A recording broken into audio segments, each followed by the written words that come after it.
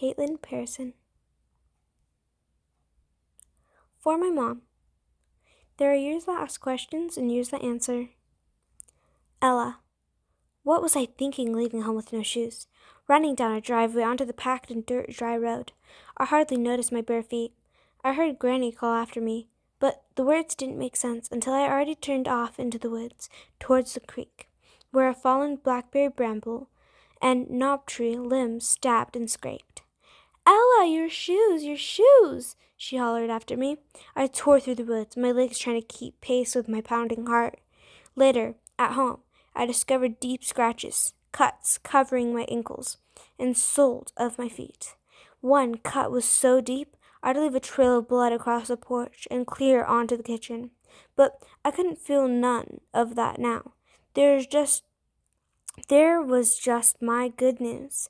I finally was going to live in Boston with my mama. I pushed a lower branch out of the way and arrived at the creek clearing, just before the water edge. I almost lost my hat twice on the way to the creek. It blew off clear my head. Dirt and broken leaves clung to the dark felt, made it dusty and gray. I bet at them till it finally came loose. No one in Clarkton country had a hat like mine. A Stevenson Calvary. I had found it in the woods, caked in a single layer of dry brown earth. The black felt like it didn't have a single nick or worn patch. The gold braids rounded the brim wasn't fray at all. I took it home and cleaned it up with good as new.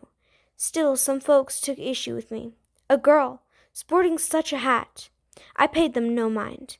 I was my own boss, and I did things my own way. Wait, where was I? Girl, sporting such a hat. I paid them no mind. I was my own boss, and I did things my way, just like my mama. I spotted Henry below, ankle deep in the water, with his trousers rolled up, bouncing his fish line up and down. He insisted it made a big fish take the worm for a sick fish that was easy prey. Heck, how would he know? He never did catch nothin'. Henry, I called, waving the telegram high over my head. Come stay with me in Boston, is what I said. Stay. She didn't say visit. She said stay. Still, I knew it was a trial of sort. Mama always said that with all the work she had to do, it'd be hard for her to look up after me. I was needed to prove that I was a grown-up and had enough help to take care of myself. It wouldn't be fair to you, Ella, she said before, but one day you will be big enough. And now that one day has come, I'd show Mama that I cook and clean and make life easier for her. I was grown now. I wouldn't get in the way. Henry stopped bouncing the line and squinted up at me, with one hand on his hip and the other shielding his eyes from the sun. He jutted his chin towards the telegram. What's that? I'm going to the Boston.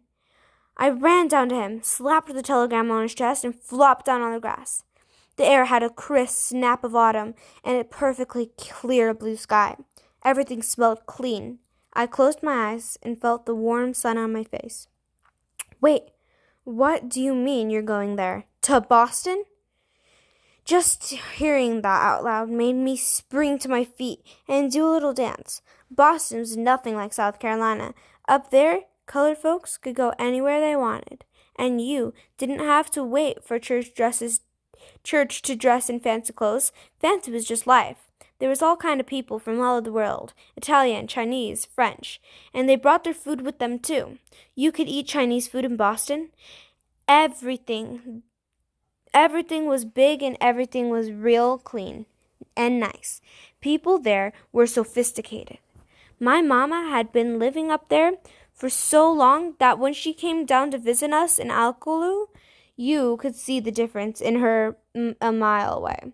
She'd been walking up the road and folks take notes, for they even made out the features of her face. I mean, sure, she had always stood out, and for the rest, had always been different from the other folks in our little town. But now they gave me its name. She was a City girl. Can you believe it? I spun around and did a fan kick. An envelope fell out of the side pocket of my overalls. Oh, shoot, Henry! I handed him the letter. I almost forgot. This is for you. Henry's face beamed, and he looked at it. It was the letter from his dad. Oh, it was a letter, and recognized the handwriting. His daddy'd been fighting in the war for almost 2 years, and Henry missed him saw something awful. He saved every letter his dad sent, and sometimes he'd even sit down on his bed and read 'em all. For the first one to the last, like they were books. Thanks, I'll read it later. He tucked it in his front pocket and did his best to hide a smile. Getting a letter from his daddy made him happier than anything. But Henry didn't want to make me feel bad that I didn't have a daddy to send me letters. I pointed to the place he had stashed the envelope. Maybe Mama was ready to tell me about Daddy. I said, Granny already said he's in California. Henry sat down on his tall, dry rock in the creek and rubbed his heels on a rough surface. Yeah, but that's all I know. I want to know why they ain't together no more, and why he went to California in the first place. I stuck my toes in cold water along the edge in the creek and wrapped them around a small rock, trying to lift it. I know I used to say that I thought my daddy was doing some secret spy work for the war, but now I'm starting to think. What? Henry asked. Don't laugh, I warned. He raised his eyebrow and grinned, already twisted the corner of his mouth. I took a deep breath and I'm staring to Sirius, thinking that my dad is Cab Calloway. Henry grabbed his belly and teetered back and forth like an egg on a plate. He almost fell over into the creek and laughing. What? You mean a jazz singer, Cab Calloway? You mean the moocher, Cab Calloway? Henry hooted. Ella, you're crazy. Cut it out. I know it sounds crazy, but I think about it. He's in the jazz world, like Mama. He looks like he could be my daddy, but all light, complimented and all. And now he's in California making movies. Henry looked at me and Henry looked like he might burst a gut. Okay. Laugh all you want, but how come we ain't got no pictures of my daddy? Nobody does. What's that about? It's 'cause they think I'll tell everyone and then all the gossip papers will be on our doorstep. But when Mama sees that I'm not a little girl anymore and that I can keep a secret, she'll open up. You'll watch. Henry nodded and shrugged. He wiped the tears from his corner of his eyes and caught his breath. So you're going to be up in Boston for Christmas? He asked. I pointed to the telegram. She said she'll send me in a couple months. That's 2, right? So that'll be before Christmas. Yeah. How long do you reckon you're going to stay?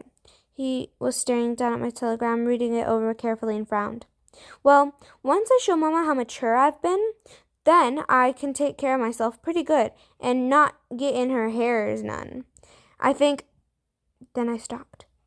I've been fully with excitement because of excitement of being with my mama.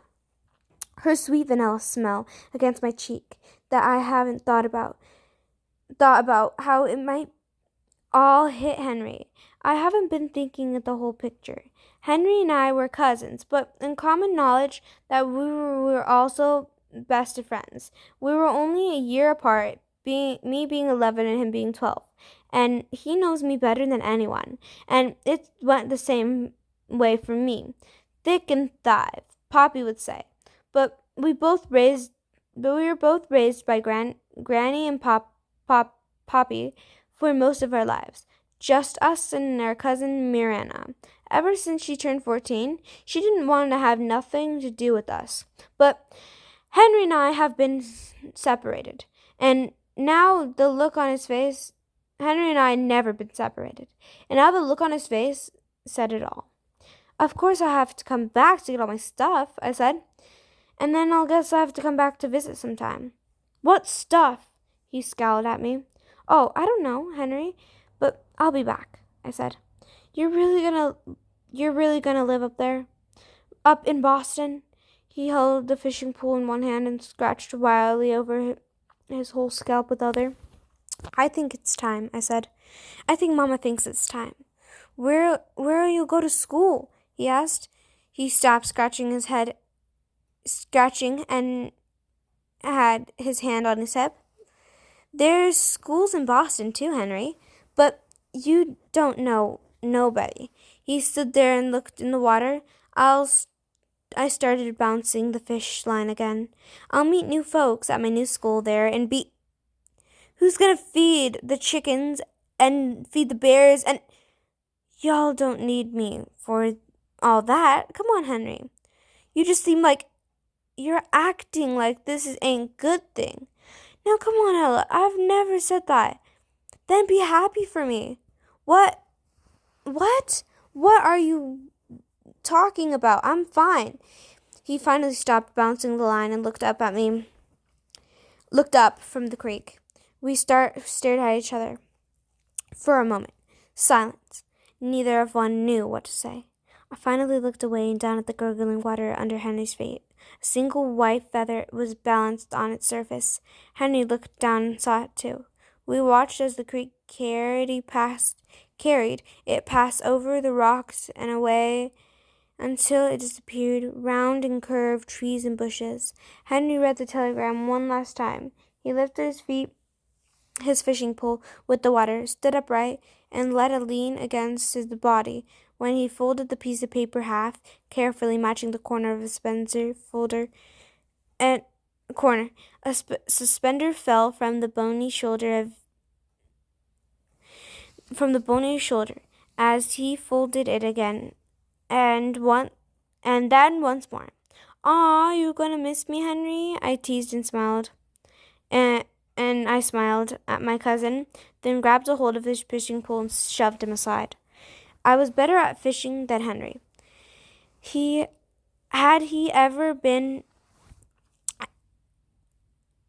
I was better at fishing than Henry had ever been, and he knew it. I always caught more fish than he did. I was a good teacher, though heck, he had taught me everything I know. Still, it irked him that he never seemed to have the same good luck. Made a point to remind me where I had learned my skills whenever he could. I shrugged. I leaned over and gave him a poke in the ribs.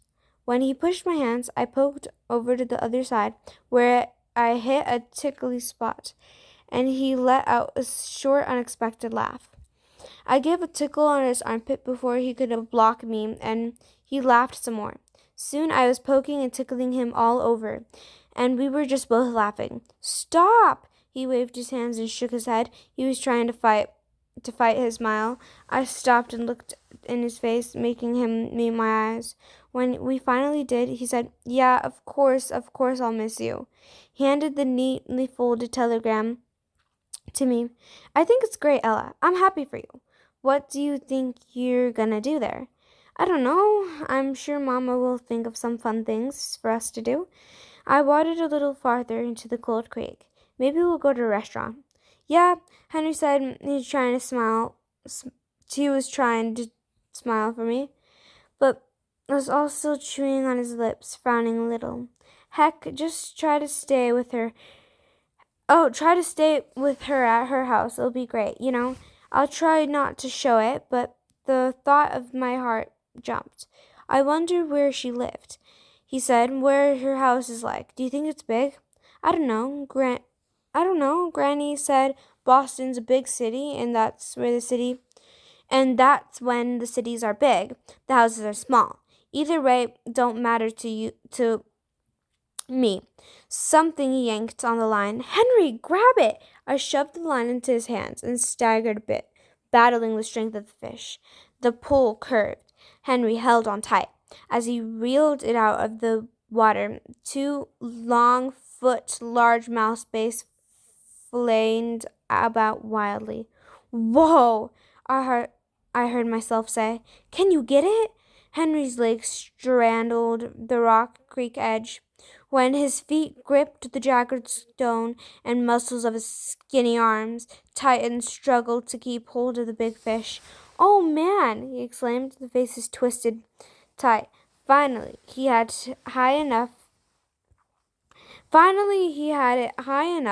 out of the water that he was able to fling it over to the rock near me, where it thrashed some more. Dang, thing really moving, he shouted, half at me, half at the fish. He kept reaching for it, then drawed back, unsure how to attack. You gotta just grab it, Henry, I shouted. I know. The large mouth escaped from his grip in a few times before Henry finally managed to free the hook from its mouth and toss the fish into the bucket. Into the bucket he'd brought from the house. Nice job, I told him. He laughed and wiped the sweat from his face with a handkerchief. Man, he pouted, it's big. Sure is. A large cloud blocked the sun, giving a needed moment for shade. Just think, Henry, after I've been up there for a little while, you can just come up and visit. You can visit all the time, I said. He thought about it a moment. I'd like to see Boston, he said. Of course you would. Get out of this boring old place. We watched as the bass thrashed slowly, then stopped altogether. It gazed fixed of somehow far away. I reeled in a big catch. We were ready to head home. I think if I just had my choices, I'd definitely be a Tuskegee Airman. I stopped to lean against a tree and pulled a burn from the bottom of my foot. Get to fly them fighter planes. You kidding me? With my arms outstretched, I flew through the woods. They're airmen's, ain't no girl flying fighter planes, said Henry, he trying to keep up with me. I'll be the first one then. I called over my shoulder at Henry, only halfway paying attention to where I was headed. It was until already close to him that I saw the boy. Sitting in the V of a large oak creek was a white boy I've never seen before. Must have been about 14 years old. He had looked of someone who just smelled something bad, and there were little craters on his cheeks. There weren't any white folks over on the side of the track except for the Parkers, who owned the local store. Folks passed through, but it was unusual to see a white boy just plop down in the woods like that. The first what? He asked. I looked down. Oh, nothing, sir, I said. I said. Henry was quickly by my side, walking fast. His hands at his side motioned me to keep on walking. I followed Henry, but the boy jumped from the tree, began to follow us. Where you get the hat, girl? He asked, thumping back of my extensions. I was stepping on thorns, but I didn't dare to stop. I found it, I answered. Stole it? He barked in my ear, then thumped my hat again. No, sir, I said. I was trying to move fast, but he was moving faster, and with little effort He walked alongside me, smiling now. I said, Where'd you get the hat, girl? I kept walking. Answer me, girl. Sir. I didn't know why he kept asking me that, or what he wanted me to say back. I already told the truth. Henry was leading us to the road. We'd be there soon. And then, out in the open, the boy might go home. How old are you? He asked, flipping my braids and thumping my hat once more. 11, sir. I wiped. Thump. I heard the road in the front of us and felt relieved flood my body. I couldn't wait no more. I ran. I took off the road and down for it. Home. Henry was right on my heels. Hey! I heard the boy call.